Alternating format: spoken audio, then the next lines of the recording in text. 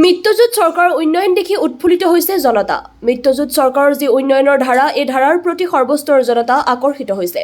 মুখ্যমন্ত্ৰী ডক্টৰ হিমন্ত বিশ্ব শৰ্মাৰ যি সম বিকাশ আৰু সমগতি, ইয়াত জাতি জনগোষ্ঠীৰ লোকসকলে মুক্ত মনে মিত্ৰজোঁটলৈ আগবঢ়াইছে মুক্ত সহযোগিতা। পঞ্চায়ত নিৰ্বাচনৰ বাবে মিত্ৰজোঁটৰ প্ৰাৰ্থীৰ মনোনয়ন দাখিলত হিলদল ভাঙি ৰাইজৰ সহযোগিতাই প্ৰমাণ কৰে মিত্ৰজোঁটৰ শক্তি। 2024 বিধানসভা নিৰ্বাচনতো নিৰংকুশ সংখ্যাগৰিষ্ঠতা মিত্ৰজোঁটে লাভ কৰিব আৰু দৰঙতো তিনিওটা সমষ্টি নিঃসন্দেহে মিত্ৰজোঁটেই লাভ কৰিব। এই মন্তব্য অসম গণ পৰিষদৰ নেতা প্ৰাক্তন মন্ত্ৰী ডক্টৰ জয়নাথ শৰ্মাৰ। কালি চিপাঝাৰত মিত্ৰজোঁটৰ পঞ্চায়ত প্ৰাৰ্থীক সংগ দি আৰু কি ক'লে এবাৰ শুনক। পৰশমণি হাজৰিকাৰ প্ৰতিবেদন AIN লাইভ।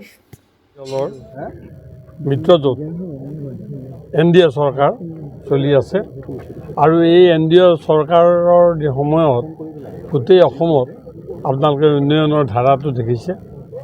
এই ধাৰাটো আজিৰ দিনটোত পঞ্চায়তৰ জৰিয়তে অধিক মজবুত কৰিবৰ কাৰণে এটা ব্যৱস্থা লোৱা হৈছে আৰু সেই হিচাপে আমাৰ দুয়োটা দলৰ মাজত বুজাবুজিৰ মাজেৰে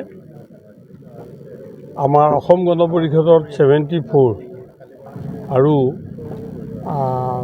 296 বিজেপি জিলা পৰিষদত আমি প্ৰতিদ্বন্দ্বিতা কৰিম আৰু প্ৰত্যেকগৰাকী জিলা পৰিষদৰ মিত্ৰজোঁটৰ বা NDA যিগৰাকী প্ৰাৰ্থী আছে গোটেই অসমতে অসমৰ সমূহ ৰাইজকে মই অনুৰোধ কৰিছোঁ আপোনালোকৰ জৰিয়তে আমাৰ মিত্ৰজোঁটৰ প্ৰতিগৰাকী প্ৰাৰ্থীকে যাতে জয়যুক্ত কৰে।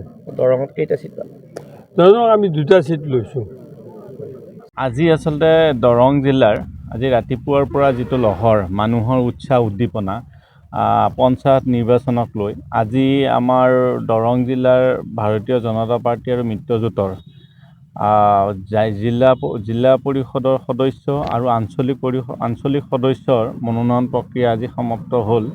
এইবাৰ কি হৈছে, মহিলা আৰু যুৱক যুৱতীক এইবাৰ টিকেটৰ ক্ষেত্ৰত ভাৰতীয় জনতা পাৰ্টি মিত্ৰজোঁটে অগ্ৰাধিকাৰ দিছে, যাৰ ফলত আমাৰ এইবাৰ ৰঙামাটি যিটো JPC তাতে আমাৰ বিতুপন ডেকা তেওঁ একমাত্ৰ মনোনয়ন দাখিল কৰিছে আৰু কোনোৱে মনোনয়ন দাখিল কৰিব পৰা নাই। ঠিক তেনেকৈ আমাৰ হাজৰিকাপাৰা কুৰুৱা JPCত পৰিস্মিতা নাথে একমাত্ৰ ভাৰতীয় জনতা পাৰ্টিৰ মিত্ৰজোঁটৰ প্ৰাৰ্থী হিচাপে মনোনয়ন দাখিল কৰিছে আৰু কোনো বিৰোধীয়ে তাত মনোনয়ন দাখিল কৰিব পৰা নাই।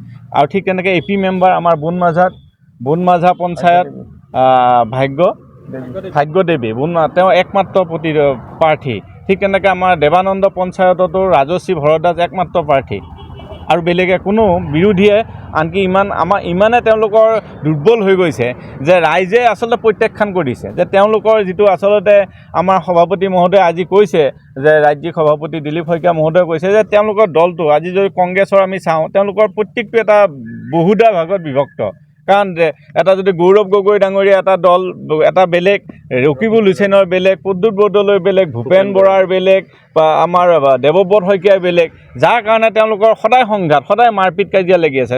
যিকোনো খবৰ আৰু বিজ্ঞাপনৰ বাবে যোগাযোগ কৰক 7896121996 লগতে 7002537271।